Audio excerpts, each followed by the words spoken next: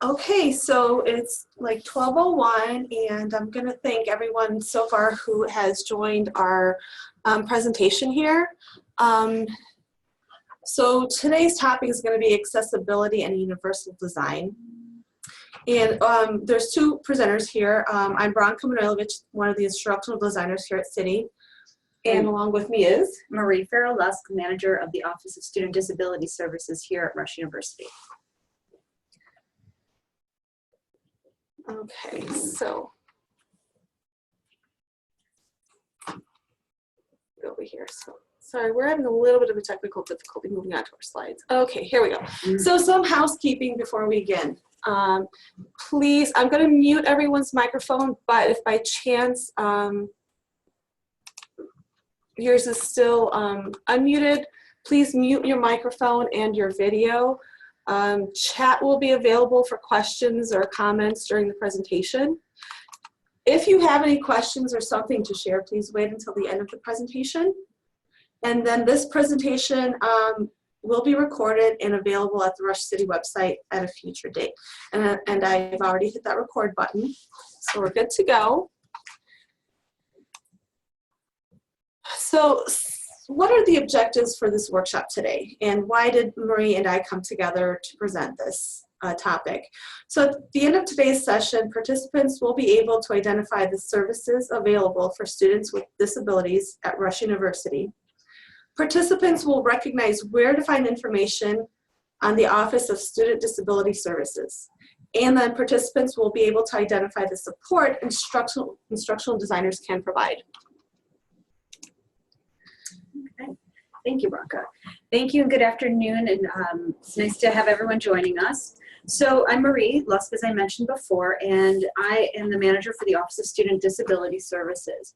The office here is newer at Rush. It opened in November of 2016. Prior to that, a team of 4 individuals, a representative from each of our colleges here in the university, provided assistance to students regarding accommodations and implementations of those accommodations. So when I started, I graciously accepted those responsibilities from those 4 amazing people and streamlined the process into what it is today. My main responsibilities are, as you can see on this slide here, determining if a student has a disability as defined by the American with Disabilities Act as amended, determine and coordinate those academic accommodations or modifications, monitor them throughout their program and make any amendments as needed, and also just ensure that students have equal access to all aspects of the university experience. So that's like a very generic overview of my office's services. There's a lot more, but that's the main points that we're going to focus on today. I always like to start a presentation with providing just a brief definition of the American with Disabilities Act as amended. It's defined as you can see here, a physical or mental impairment that substantially limits one or more major life activities, having a record of such an impairment. And that means a student with a record of having a disability is one who has a history of having a disability, even if it's no longer present or does not substantially limit a major life activity anymore. And the last part is being regarded as having such an impairment. And that's more like, this is someone who does not have a condition that substantially limits their life activity, but due to an appearance, it is assumed by others that they have a disability. So this may be if you see a little person or someone with medical surgical scars, things like that. Let's see, there it is. So what are major life activities? It's pretty all-encompassing, and here's the list that were provided by the ADA as amended. So you can see breathing, speaking, eating, sleeping, standing, working, lifting, bending, and in regards to the university world, communicating, learning, reading, concentrating, thinking, those are pretty crucial major life activities. Additionally, major bodily functions and the immune system, neurological, brain, respiratory, circulatory, and reproductive organs. So this is a very all-encompassing definition that individuals are covered under. So when a student meets the criteria, they have to apply for accommodations at the university, and all this information is available on the website, which we provided at the end of the slideshow. They request accommodations. They provide documentation that states they have this diagnosis and or disability that meets this criteria. And then we talk about their program to say, okay, you do qualify, but how does this disability impact your educational setting? And an educational setting is the academic setting, transportation, housing, dining, and things like that. So that's where I have to work within the parameters of, does it meet the criteria of ADA as amended, and does it impact an area of their educational process or educational experience? So when I work with a student and they meet their criteria, we then review their program, be it nursing, physician assistant, medicine, and we go through and say, okay, where do you foresee that your disability may, create some barriers? And we talk about what are reasonable accommodations or modifications that can be made along the way to implement, so we can have that student having equal access to all areas of their program. So what I kind of wanted to lead into is a case study that came out in 1979. Just as a little aside here, Section 504 of the Rehabilitation Act was passed in 1973, but it wasn't implemented until 1977. So this was one of the first cases that went to the Supreme Court in 1979, and I think it's relevant because of what we're talking about today. As you can see on the slide, there was a LPN with a significant hearing loss who was denied admissions to a nursing program and challenged the school's decision in court. To sum it up very quickly, prior to it getting to the court system, the school said they reviewed their technical standards at the time, what it would look like if accommodations were put into place, if any fundamental alterations to the courses would have to be made, patient safety. They said they took all of that into consideration and denied admission to the student. And the Supreme Court ruled in favor of the school. So the Supreme Court said that they could legally bar Ms. Davis from enrolling in their program based solely on her hearing disability. However, the court realized that this may not always be the case for future students. And I'm just going to read a quote right from their decision in 1979. Technical advances can be expected to enhance opportunity to rehabilitate the handicapped or otherwise to qualify them for some useful employment. Thus, situations may arise where refusals to modify an existing program might become unreasonable and discriminatory.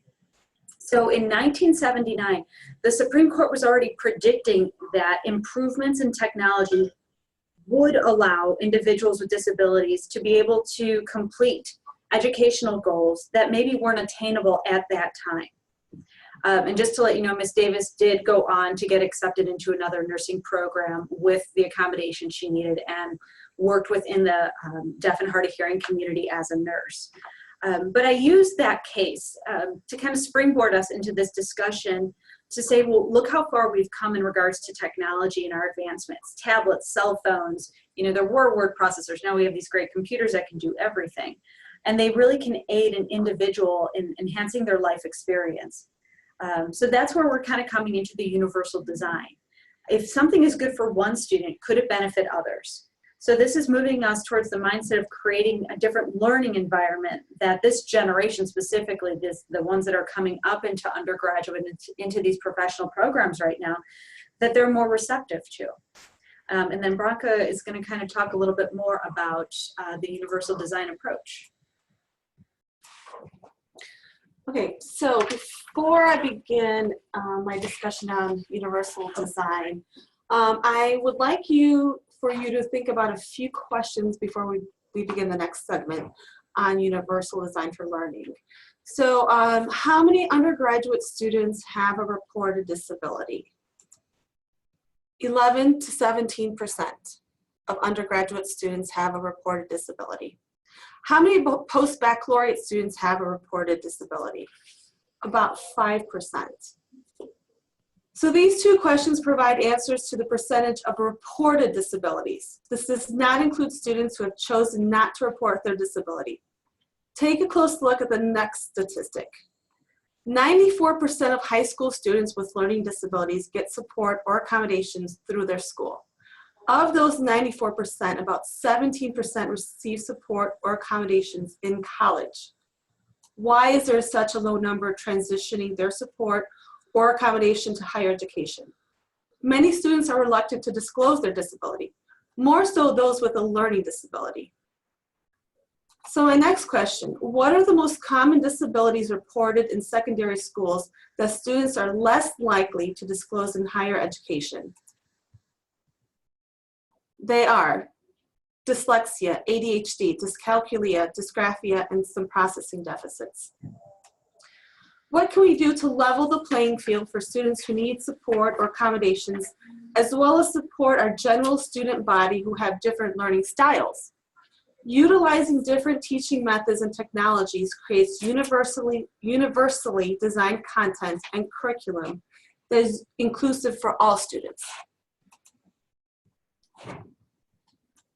So what is universal design for learning? Universal design in learning addresses all types of learners. And I'll let you read through the information are actually more of a definition from the Iowa State University Center for Teaching Excellence.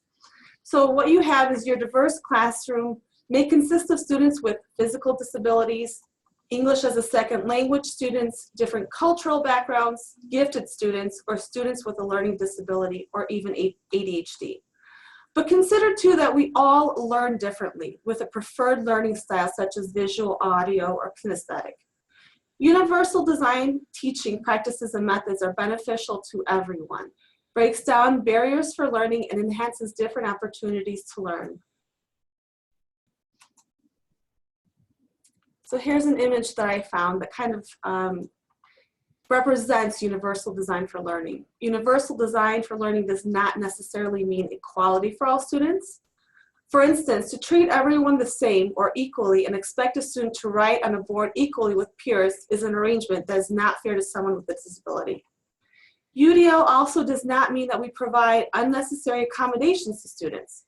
What UDL does mean is that all students have an accessible education. Creating a diverse learning environment doesn't necessarily have to be a one-size-fits-all approach or an individualized accommodation. Consider these principles as guidelines in creating diverse, meaningful, challenging learning opportunities for all learners. These principles reflect the different learning networks in our brain. So what are some ways instructors can integrate UDL principles into their teaching? They can use multiple strategies to present content such as case studies, hands-on activities, group work, peer learning, or educational software. They can use a variety of materials to present, illustrate, or reinforce new content by utilizing videos, podcasts, or ebooks. They can provide cognitive supports such as presenting background information for new content through pictures, videos, or models. Teach to a variety of learning styles by giving instruction not only verbally but in writing and visually as well. This includes ensuring that videos or video lectures have closed captioning or at the very least a transcript. Provide flexible opportunities for assessment that includes a choice of oral or visual presentation. Visual presentations such as creating a video for an assignment.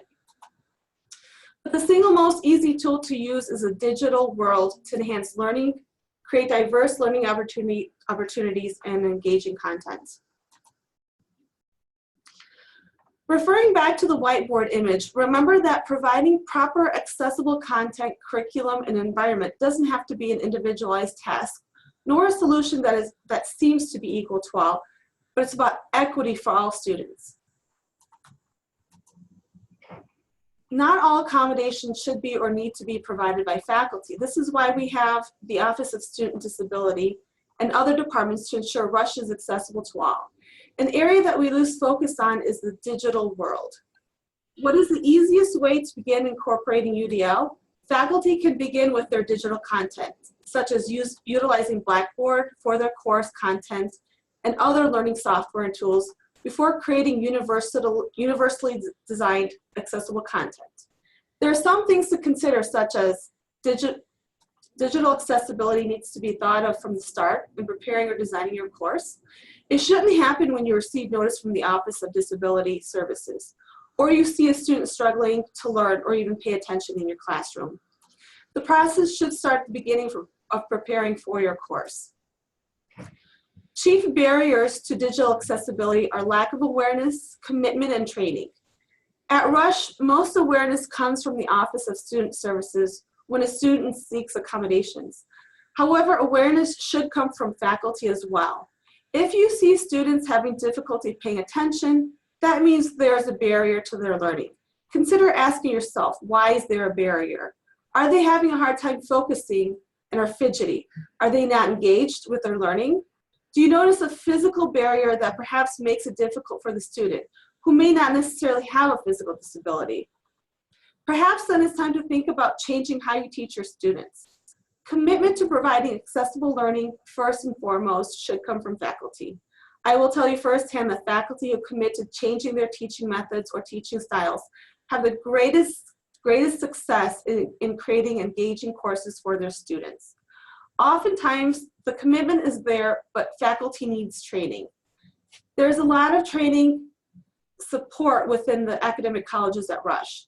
Also look beyond your department or college to places such as the Center for Teaching Excellence and Innovation. Making a commitment can begin in baby steps. Commit to redesigning one course at least a semester ahead of when you will be teaching. When you're ready to commit, CITI can provide some training.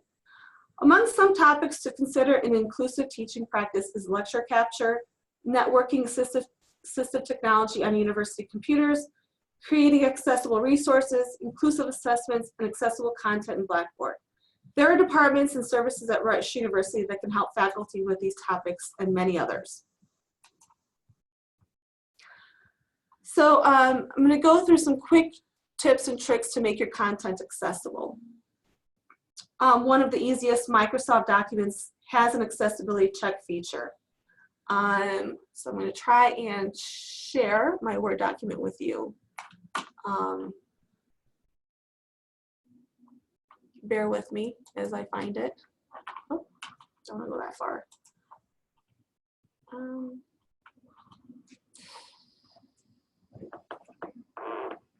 It's over down here. So actually what I'm going to do,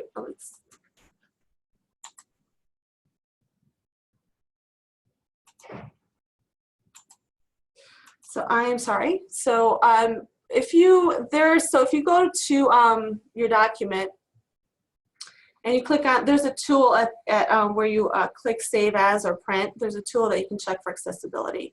If you have any questions on this, please reach out to us and we can definitely help you with this. And I apologize for not being able to retrieve this document.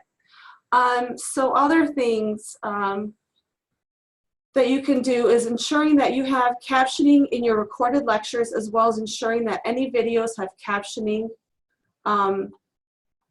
which is a way to incorporate UDL into your teaching styles and methods. Side note, Rush University's captioning minutes have just renewed in Panopto for the year, and there's about 1,000 minutes of free captioning available until it runs out, and then there's a cost. So if you want to try this out and you want this, please reach out to CITI, and we can definitely help you capture your Panopto videos. Captioning helps all of your learners, and not only deaf or hard of hearing students, also it helps those students that are visual learners. Seeing the spoken word may be easier to learn the content. Captioning also helps students whose English is a second language, and not only students, but faculty whose English is a second language. So making a transcript using voice to text in Google Docs or Word, provide a link to those transcripts next to your video. Drag and transcription software is also available to Rush faculty. Transcripts can be downloaded to Panopto for more accurate captioning of your video lectures as well. Another quick tip and trick is to edit scanned PDFs to readable PDFs. When you scan a document and save it as a PDF, you are essentially creating an image. These cannot be read by text-to-speech readers and is also difficult for students who have a learning disability such as dyslexia to read those documents. Google Docs has a tool that can convert text from an uploaded PDF or image file. These are just some ways to make your content accessible and inclusive using universal design for learning. So a lot of us, obviously Blackboard is our only learning management system. And this is one of probably at the bottom of the list where faculty really think about making their course accessible or content accessible. So some quick and simple ways to ensure accessibility in your Blackboard course. And as a side note, Blackboard itself meets accessibility standards. However, it is up to the instructor to ensure their content in Blackboard is accessible. So here are some ways. Make sure your headings and paragraphs are appropriately assigned for the text. That includes assigning headings and paragraphs and tables. Use descriptive links instead of HTML links so that students can easily identify the document. Add a title and description to images. This will help screen readers identify the image to the student. And one other tip is to ensure that there's captioning in your videos. So this is the conclusion of our presentation. If there's any questions, I'm going to go ahead and unmute everybody. Or you can participate in chat as well if you have any questions. Any questions out there?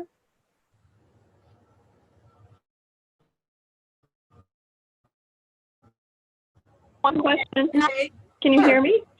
Sure, yes. Yeah, so my question is, if you use a YouTube video, are you able to use captioning for that? Yes. So most videos in YouTube, yes, are closed caption. I would just make sure that that video has closed captioning before you use it. Otherwise, if you can find out where the source of the video came from, you can always ask them to close caption the video or at least provide some sort of transcript. Okay, thank you. Yeah, that's a very good question. Any other questions? We tried to make this presentation as short as possible. I know it's the lunch hour for many of you, so we don't want to keep you. But you know, obviously we'll take our time and answer any questions. But just a side note, if when you leave this workshop webinar, and you do have any questions, you can always reach us. Marie's email address is out on the screen for you, and then you can also reach out to one of the instructional designers at Citi as well. We're all very helpful here, very knowledgeable. And on my web pages under at the rush.edu website, under accessibility and accommodations, I do have a tab for faculty resources. I network with my colleagues across the country, and we have kind of a bank of faculty resources. If you're ever thinking about, I've got this situation, what would that look like? Please feel free to go in and visit that and review that, or send me an email and say, I'd like to have a little bit more of a discussion, because I think sometimes your classes or content are very specific to what you do and your program, and so we can make it very specific to you. So it's just all about opening up that communication channel. So we do have a question. Peg is asking, what if a student doesn't disclose, but you know they have a problem?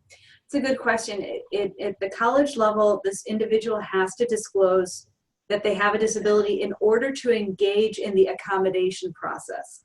However, from the faculty perspective, if a teacher suspects something, but they don't have definitive confirmation of that, they can adjust their teaching methods as they feel appropriate, and that's where Citi's department can kind of help out in, creating some assistive technology or modifications to the curriculum, as the teacher might say, maybe this will help this individual, and not just that one individual, but the whole class.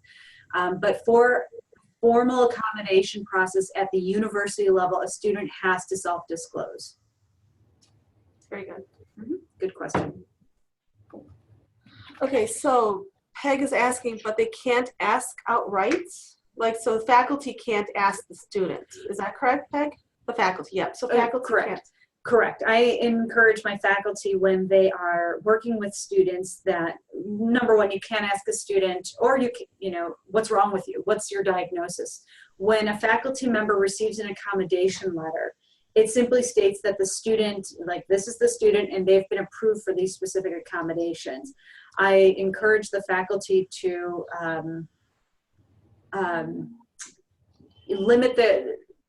not limit, but to just say that that's not the appropriate question to ask. And it's really not necessary to know what their diagnosis is. You know that they've been approved for an accommodation through my office, and here are the accommodations. So it's the confidentiality factor. When a student discloses to me, that's where that diagnosis stops, unless the student chooses to disclose, and that is completely up to them. So, and one other quick thing. So this is where Universal Design for Learning comes in.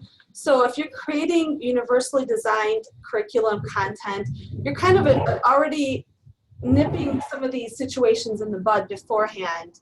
And more so, I guess, some of those learning disabilities that don't necessarily always come out, and they don't have to, unless the student chooses to have that accommodation for them. So that's why we felt it was necessary to really discuss Universal Design for Learning, some tips that can help you make that content and curriculum accessible and inclusive for all your students. So another question from Susan. Yeah, we can definitely share these slides for you. I will also, I don't think you were here at the beginning. This is recorded, so we will have this available at the city website within the next couple weeks. So any other questions or anything? You're welcome, Susan.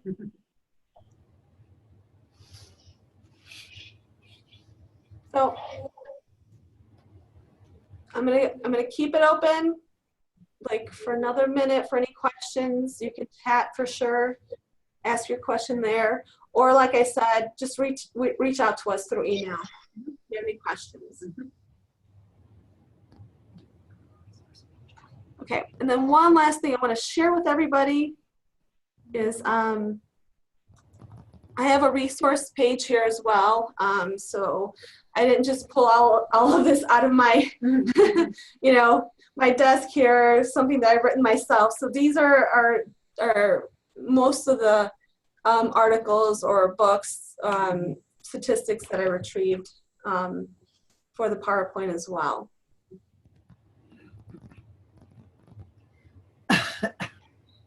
Okay. So if there's no other questions, I think we're gonna close out this workshop and webinar. And again, I want to thank everybody who came out and took their lunch time to learn a bit more about, or at least start the discussion and start thinking about what this would look like in your classroom. Bronca and I, and I'm sure others from City, are happy to assist in just having this discussion. So thank you again for your time, and reach out with any questions. Thank you very much. Thank you. Okay, thank you everybody. Have a good day.